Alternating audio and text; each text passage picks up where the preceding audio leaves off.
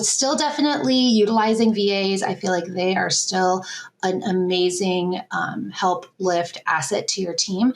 But I now want to kind of really lean into talking about how AI plus your VA, because we are always going to need human in the loops. We're not at the point where, AI is going to take your job, but someone who is using AI is going to take your job, and kind of flipping that in a way of building your business with human expertise, human checks, human feedback loops with the power of AI is just going to exponentially just bring you forward.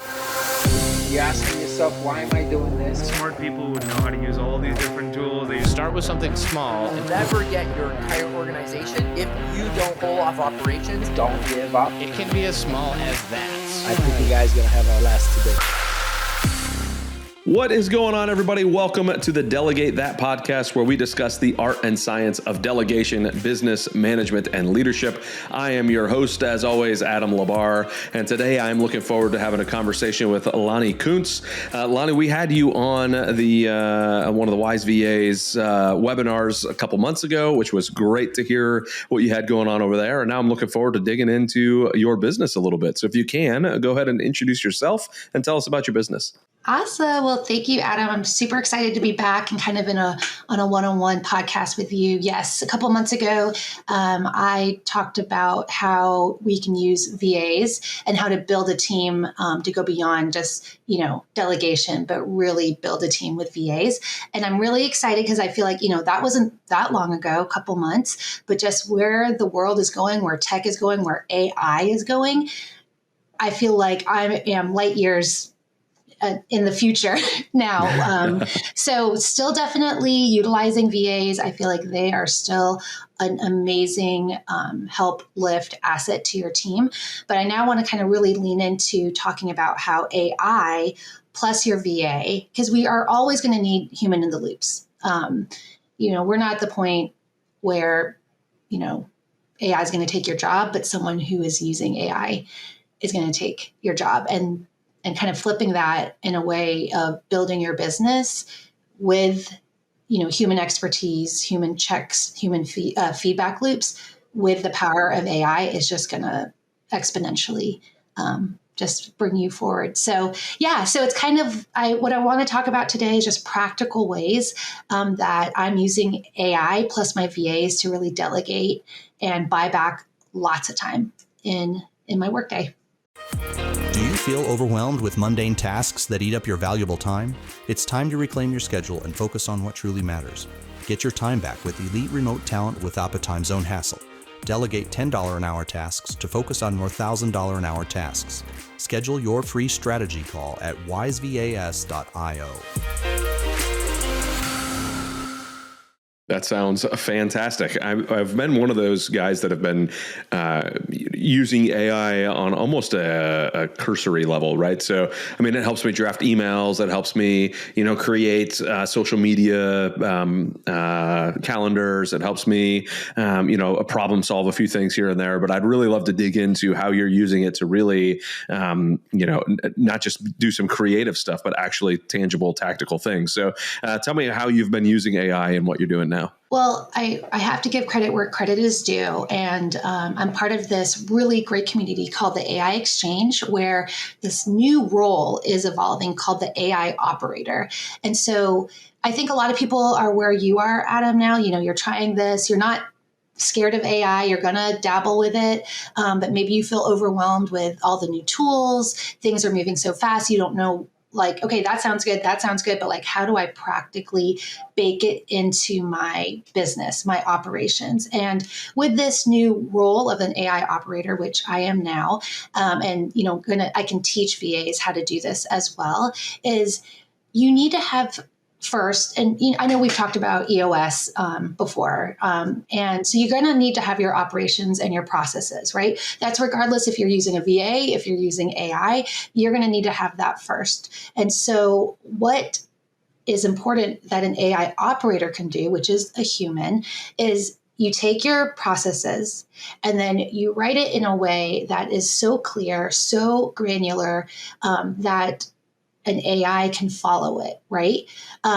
you're going to still need the VA or you in the loop to make sure that it's, as you do your feedback loops, as you're understanding, okay, how do we refine this process? But it's really looking at your operational processes and then interpreting or, allowing AI to do those things for you. So you're not going to do your one-off, like I know you're using it maybe to create emails, help me do a social media content calendar. But what if you had AI baked in doing some of your operational processes that, it's just part of the business. It's not, you have to necessarily click this button and say, okay, now look at this email. It's doing things where it's like, okay, every day it's looking through your email. It's categorizing it for you. It can be drafting emails for you. Again, you're always going to want to have that human in the loop where you are checking, verifying, saying what you like, what you don't like for the output, and being able to bring that back just to even get a more refined output.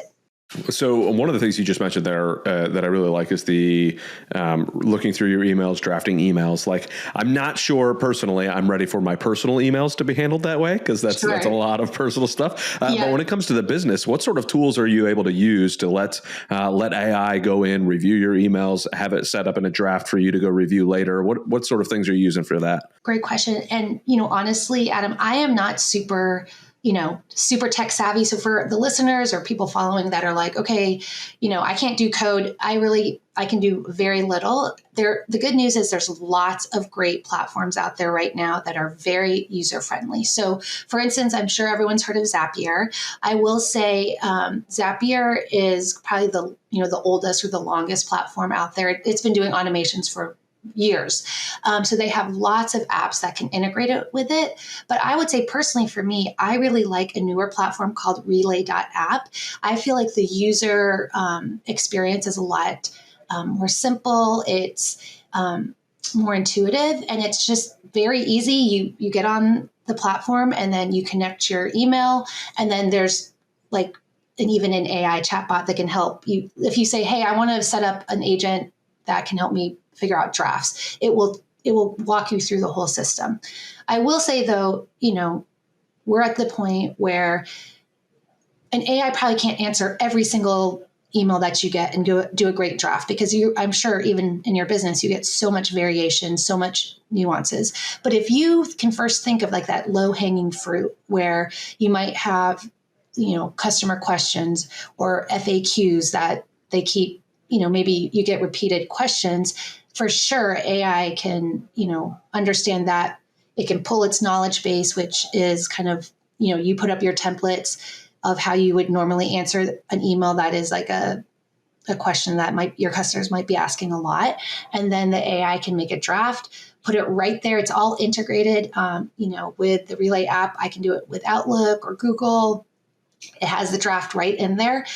You can even add a little step in Relay app where it says like human check, where you're notified and then you just hit approve and it goes, or you just go into your email, you can see all the drafts ready to go, make any adjustments and send. So it's like, that's just one practical way that, if you have, like I said, that low hanging fruit of questions, customer questions, or things that you just feel like you're just copying and pasting yourself, like responding, it can for sure help with that. One thing that I heard and started using that's been working well, I'm wondering if it would work for this.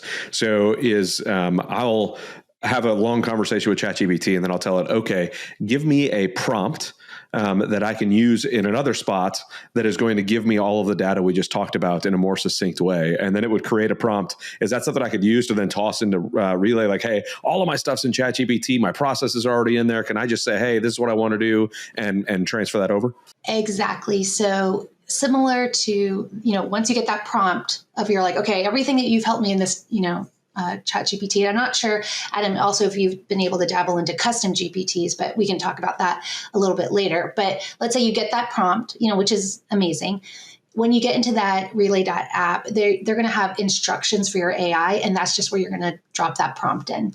So it's not going to be a heavy lift of moving over the stuff, especially if you feel comfortable kind of asking ChatGPT how to get the prompt to, that looks back and helped you get all that information that you've been chatting with it. All right. Awesome. So what other ways are you using AI right now, right? So we've got reviewing and replying to emails, drafting them and all that sort of stuff. What sort of other things are your big time saver type of settings you're doing? Great. And I feel like I'm seeing this more and more. I think maybe even a couple months ago, I don't know if you noticed, like lots of people are having an AI note taker come into their Zoom, their Google Meets. Yep. And at first it probably was like, this is a little weird, but it is like, if you're not doing that, that is such an easy first step to do it. And I use Fireflies. There's other, platforms. I don't know which one you use, Adam, but having the ability to have an AI note taker is just a game changer, and it's so easy.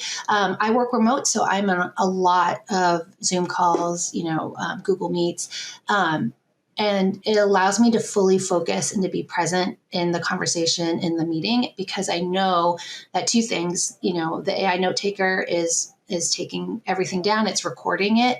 It's also going to give me a transcript, which is like gold, because the transcript then, of course, the AI note taker is going to give you a summary at the end. But if you're using it, like for sales, if you have it on your sales calls, instead of just the summary, you can actually take the transcript and put it into a custom GPT, or just a regular chat GPT, and it can give you a lot more analysis.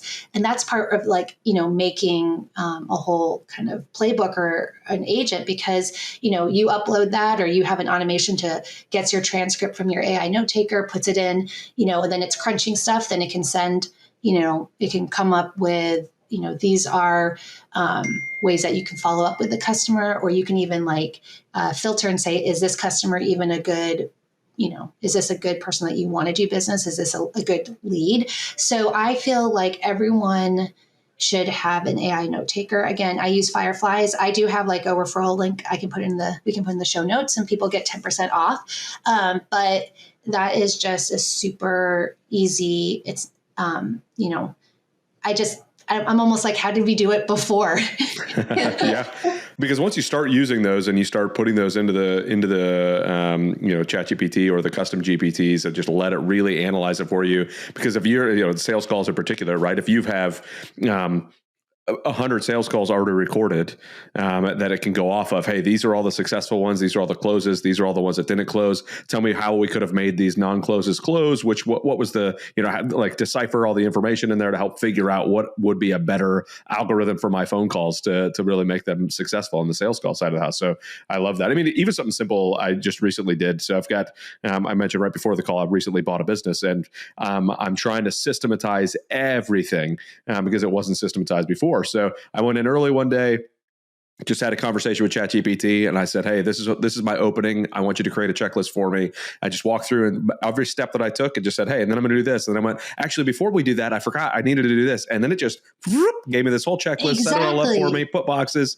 made sure everything was smooth. And then I was able to share it with all of my employees without any issue. I was like, golly, this stuff just makes my life so much easier. I'm so, it's wonderful. Awesome. Yeah. Oh, so I want to go back to the, you mentioned a couple times custom GPTs. Mm-hmm. I have been given a couple custom GPTs from some friends, but I've never created one. Talk to me about custom GPTs and how they're used, why I would want to use one, and then what, if I wanted to create one, what that looks like. Adam, are you ready to have your mind blown? Let's do it. Okay. I will say, caveat, you do need a paid ChatGPT platform. And you know what, guys, I'm just saying ChatGPT because I think that's the one that most people are familiar with, but there are other platforms out there, Claude, Gemini. So when I say ChatGPT, don't feel like, oh, that's the only one, but I will say it is the one that I use. It is, I feel like it's a good one. So you would need a paid ChatGPT level, but you can do it with the first paid tier, which is, I think, Plus. And then, what you're going to do is on your left-hand side where you see probably your chat history, and then maybe it's also highlighting or pinning the other custom GPTs that maybe someone has shared with you. You're going to have a little button or a little place that you can hit, which is Explore. And that's going to open another portal where you can hit create for like my own ChatGPT. And then what you can do, there's two ways. There's one where the AI will kind of guide you, say like, oh, what kind of custom GPT do you want to do today? And you can kind of talk with it and it will help create. Another option, which I kind of like better, honestly, is where you are dropping in your really great prompt. Again, that can be from a normal, like you said, your normal ChatGPT thread. You get a prompt from there, and then you can drop it into where it says like configure. And why you would use custom GPTs. So this is, everyone knows like, okay, ChatGPT does like remember kind of what I've been talking about in a thread. I will say one just kind of tip is if you find yourself kind of continuously going back to a certain thread and you keep adding onto it, that's going to be a good indication that you should make a custom GPT. Because what can happen is if you continuously are working in one thread, you can kind of overload the AI where it starts giving you slop because it is so much information that it's trying to reference. It's not, and it doesn't have a source of truth or that knowledge base that it's specifically pulling from. So you could start getting, I don't know if you've noticed this, if you have a really long thread, is it starts kind of getting like adrift. Like it's not necessarily going back as tight on what you were referencing or what you were asking. So what you could use a custom GPT though, is if you are needing an agent or a thought partner, or you need your AI to do something kind of multiple times, but you're always kind of giving it new input. So let's say it's like analyze your financials, right? You don't want to do that on just a ChatGPT thread because you're always going to have new financials that you can add. And so what is great about a custom GPT is that you can make it very specific of how, you want to run your task of analyzing your financials. You can attach certain documents, templates in the knowledge base, or we call the source of truth, so that every time that you're like, okay, I'm going to update my last month's QuickBooks, now I want it in this type of a report, it's going to do that every time for you. And then there you have it. You name your custom GPT, you have it right there. If you want, you can share it with others. If you're like, hey, look at this really cool custom GPT that I made. And then like, let's say something gets a little wonky or it starts giving you some outputs that are not as aligned or as tight as you want. You can always go into the part where you edit it and you can adjust your prompt to make it, like, okay, I don't want emojis. You can say, do not put emojis. Or, what I like to do is I love giving my custom GPTs great examples of what an output look like. So what you can do is, let's say you get a great report, you put that report, you just copy and paste it and put it in the instructions as an example. AI does a lot better mirroring something than just following instructions. So anytime you can put an example, it's going to be a lot better than just saying, create a report that gives me my P&L in this way. So what are some of the tactical things that you've actually done? What are some of the custom GPTs you've done inside of your business, right? Obviously, you mentioned financials. That's one that I've got a thread for financials on my own. So it's probably a wise move to go over. And I think if I remember correctly, you can your source of truth that you talked about, you can have all your sorts of source documents, your knowledge base, where it all like stems from at the beginning. But what are some of the other things that you're creating custom GPTs for that people may not be thinking about? Good question. And that just reminded me to let you know what is great about custom GPT is that it's only going to be pulling information specifically from that knowledge base. Because, when you're doing a regular thread, it's going to be pulling it from all the other data sets that it's been trained on. But what's great about a custom GPT, it's really going to just be pulling it from your specific stuff that you want it to analyze or reference. Another way I made a custom GPT is, I'm doing these trainings, I'm doing these webinars, and sometimes it's nice. I can just put in kind of my ideas of what I want to say. Or if I'm creating a Loom, which, when I'm training a VA, a Loom is, a recording of your screen with a voiceover, which is you talking through a certain, procedure or an SOP. I can just put in my ideas and be like, hey, or I can even just put in like, hey, I have a slide deck. Create me a script for a Loom. And it just, I put the input in of the slide deck or just my brain dump on when I want to teach the VA, and then it gives me the whole Loom script. So I don't have to necessarily be just on the fly. So like a Loom script, that's, something specific for me. It's really great at, we do feedback surveys from our customers, and you can take all that information from your survey, put it into your custom GPT, and it can give you really great insights that you can pull out for recommendations, maybe some roadblocks. So, just again, anything that I feel that I'm doing multiple times or repetitively is how I'm making a custom GPT. I'm just thinking off the top of my head, you can have it in your brand voice, right? If you know that you, need to communicate to stakeholders, if you need to work on a newsletter out to your customer base, you have a specific custom GPT for each of those audiences. You can even, you can do client profiles or customer profiles, like, okay, I'm working on social media. This is the type of customer that would be an ideal customer for us. And how would, which ways or what trends or what campaigns should I go for by, it's kind of like a customer profile. Okay, very good.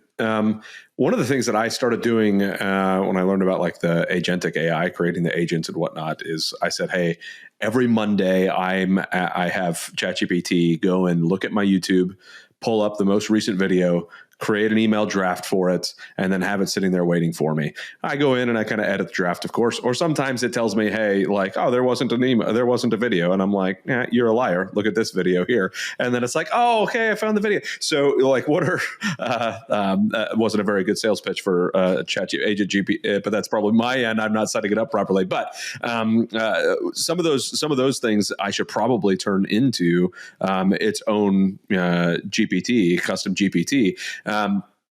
But what are some other like agentic type things that folks could just like plug it in, forget it, let it go? Whether it's hey, every Tuesday I want you to pull all of the new customers and start analyzing who they are, or whatever it is. What are some things that folks could be using for that? That's good. Yeah. And I love that you brought that up, because in ChatGPT, there is that agent mode that you can schedule. One way that we do it is we have our agent, like every Monday, it, kind of scans, or it looks at it, kind of what are emerging trends in social media, and then gives us ideas of how to use those trends specifically with our content of what we're trying to, push this week. So I think kind of like you're saying, that every week you can also look at, your competitors' social media, and say, hey, look at my competitors, see what they're doing, and then help create specific content that, either is able to kind of go into like where their weaknesses are, or where they're not maybe doing a great job, and show how our business is doing a better job. It can definitely do a lot when you go against like your competitors. If you're looking at LinkedIn, you can say, okay, find me all the best practices on, client retention. There's just a plethora of ways that you can be using the agent to be. I feel like it's really good at like crawling and summarizing and looking for a bunch of stuff. And you know what? You can even just say, practical, hey, every Sunday night, give me a whole meal plan, like for the week.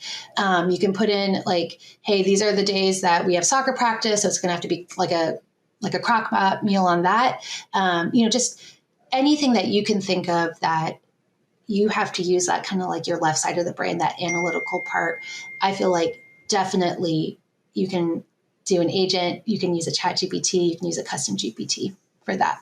That's something that you brought to my brain. It's one of those things, like, we almost always want to talk about how this is going to work for our business, what we can do for our business, how we can focus on the business. But you mentioned show me what I can do with a crock pot, right? So like, take a picture of my refrigerator, what's inside my refrigerator, what's inside my pantry, tell me what I could do, how I could cook this, because that is, delegating the personal things. A lot of people we talk about, so I'm in GoBundance, which is, there's GoBundance men's side, GoBundance women, and on the GoBundance men's side.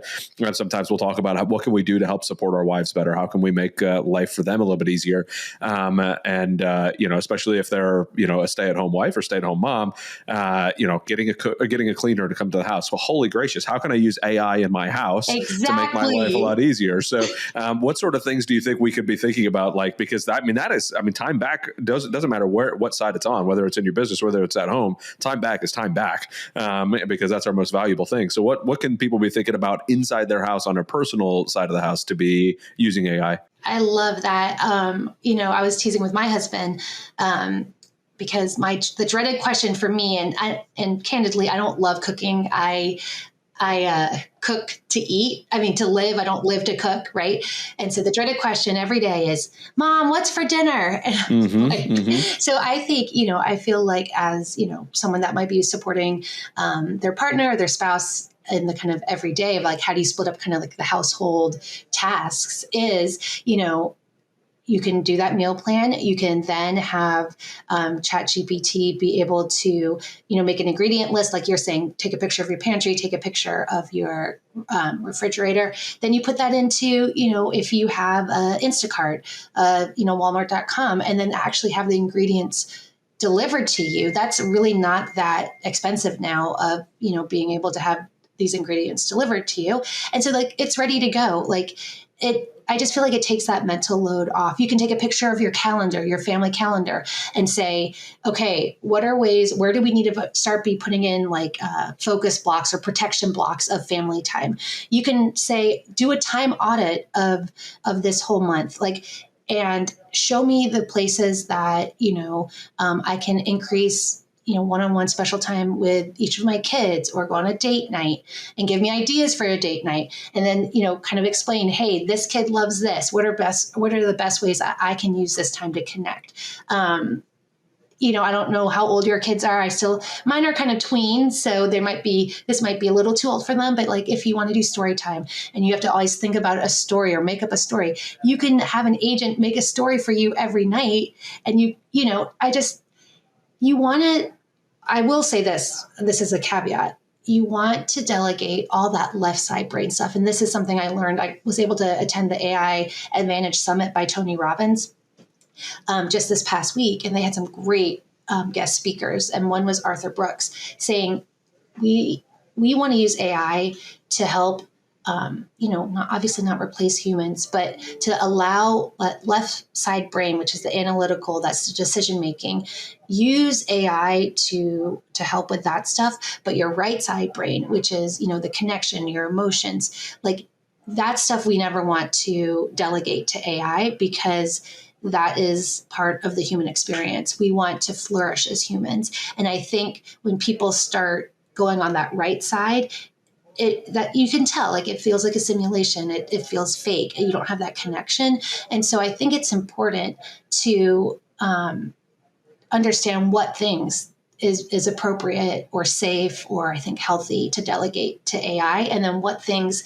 in your life, like your values, your mission, family time, using AI as a leverage to make more time for that, not just delegating everything away. For sure. I completely agree with that. And definitely don't delegate being a parent. Don't delegate being a spouse. Don't delegate any of that. That is sacred stuff. Keep that right where it's supposed to be. It's funny. I just today I was saying something, going back and forth with ChatGPT about something. And it was like, oh, we're on the same page. I appreciate what you're thinking. I was like, you're a computer. We're not just shut up and give me the information I need. Come on, just stop, which is funny because you could tell it to do that and it'll be like, okay, sorry. But when it's trying too hard, like you said, to be that emotional, no, I don't need that from you. I need you to be super technical, take care of the things. That's the brain that I have 99% of the time anyways. So when you told me to delegate delegate that portion of my brain. I'm like, I'm not going to have anything left. That's the only portion of the brain I use.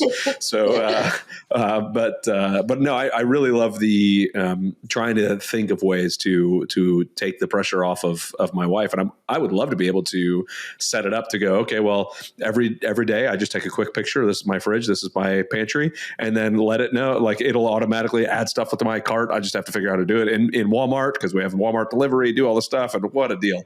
Like, gracious, this would be amazing. I think for me, I think sometimes it's like, I don't like cooking, but it's really, I don't like thinking of it. I don't like planning it. And I don't like going to the grocery store and getting the ingredients, but like, oh, actually, if I have it all here, that's okay. That could be a fun activity to do with your kids. But I think that's the extra parts, like what you don't, want to do. And another practical way, I don't know, we talked about agent mode in ChatGPT. There's another mode called deep search, or that's going to give you like really good research. It's not going to be as quick as a normal like ChatGPT conversation, but it really is looking a lot of places on the internet. And I heard about one tip you can do is, look at your budget, see all the places, maybe just download, from your bank statement, see all the places that you have subscriptions, right? I think sometimes it's easy to forget all the places that we've subscribed to. You can just take that chart or just take your notes from that, put it into the ChatGPT, put it on deep search, say, okay, look at all the things that I'm subscribing to now, research and see if I can get better deals on any of the current subscriptions, or even give me suggestions on if there are newer platforms, newer programs that can do the same thing, but I can get it for cheaper. And so that's just another practical way to, just leverage it and cut down your needless spending. Yeah. Or even tell me how I can use the ChatGPT I'm already paying for to replace a lot of those subscriptions or things that I've got, Exactly. So, yeah. Exactly. Yeah. And I think what the great part, like you're saying, Adam, is, okay, you're like, okay, how can I use this in my home? You can ask ChatGPT, say, hey, I want to think of ways to help my partner, kind of just utilize AI to minimize kind of all this kind of, the heavy or the repetitive housework. Like, what are some ideas that you have? I think it's great to use it as a thought partner, also as a sparring partner. Like you were kind of alluding, like it is trained to want to please us, right? To like, hey, you're doing great. We're on the same page. And, but you can put, especially if you have a custom GPT, say like, I want you to be looking for my blind spots. I want you to be, playing devil's advocate. I want you to always be, for every great idea or an option, I want you to also be giving me like a con, right? Because I feel like if you use it as a sparring partner, not just as a thought partner, that you don't want something that's just a yes man or an echo chamber that you're like, oh, that's a great idea. That's a great idea. You looking for your blind spots is just a great practice as well. For sure. I've done that in both business and, with the world that we're in today on the political side and the news side of the house. I'm like, hey, this is what I'm hearing. This is what I'm seeing. What am I missing? What's the other side say? Tell me where I'm wrong. Tell me how I'm doing this. Tell me what's going on there. And the conversation mode is ridiculous. What it's capable of, and how almost fun it is to have a conversation, because it can meet you at whatever intellectual level you're at that you want to have a conversation at, and it's a lot of fun. Oh, that just reminded me of another good tip is, sometimes, like, let's say you get a doctor's report or even any type of information, like your car report, mechanic report. Like, if you're don't understand all the terminology, the concepts, you can take a picture of the report, put it into ChatGPT, or if it's something that you have a digital copy to, you can copy and paste that, put it into ChatGPT and say, explain it to me like I'm 14. And I feel like that's a great age because, as a 14-year-old has, some schooling, some education, a little bit more independence, but they also haven't been through high school completely, college, where, so these concepts, are going to be explained in a way that is high enough, but not over explaining or too complicated. So I think that's an easy trick as well. For sure. I have absolutely loved our conversation, Lani. Thank you so very much for jumping on. You and I had to reschedule once, and then I had some technical issues at work and all this stuff. So thank you for your patience and working with me and helping me make this happen. I'm glad we were able to finally get you on and get this recorded. So if people are hearing you and they want to reach out, they have questions about what's going on, how they can better use it. You mentioned being able to help train even VAs on how to use this type of stuff. What is the best way for folks to reach out to you and learn more? Great point. They can just email me at lani@kmcollective.co or visit our website, kmcollective.co. And, they can find me on LinkedIn, Instagram. But yeah, just reach out. And, you were mentioning that we did have to reschedule, Adam. And I honestly feel like it was meant to be, because even back then I didn't have all the tips and tricks that we know now, because the way AI is moving so fast. So I just encourage everyone, don't wait. Start today. If you haven't started, experimenting with ChatGPT or a type of platform, just start, ask it a question, take a picture of your calendar and say, what ways can I, be more efficient this week? Just simple stuff like that. You're going to feel more confident. You're going to feel better. And then you're going to feel like, hey, I'm getting on this AI train. I'm not going to be left behind. For sure. Yeah. And to double down on what you said, try various different ones to see which one works best for what product you're trying to create. Claude has worked better for me for drafting, more writing type stuff. ChatGPT has helped me for better with research type stuff. Grok has helped me better for real world, this is what's happening type of stuff. So use all of them, see what you like, see what you don't like, and kind of figure it out from there. But no matter what, you better be using it. Get in there, use it, figure it out. Because like you said at the beginning, AI may not take your job, but somebody using AI very well can. So Lani, again, thank you so very much for jumping on. I greatly appreciate it. Everybody listening, thank you for listening in on this awesome episode. I hope you pulled out a bunch of great nuggets. If Lani could be of any assistance to you, please reach out to her. It was Lani at kmcollective.com. .co. Thank you. .co. No. Lani at kmcollective.co. So thank you, Lani. Thank you, everybody, for listening, and we will see everybody on the next show. Thank you.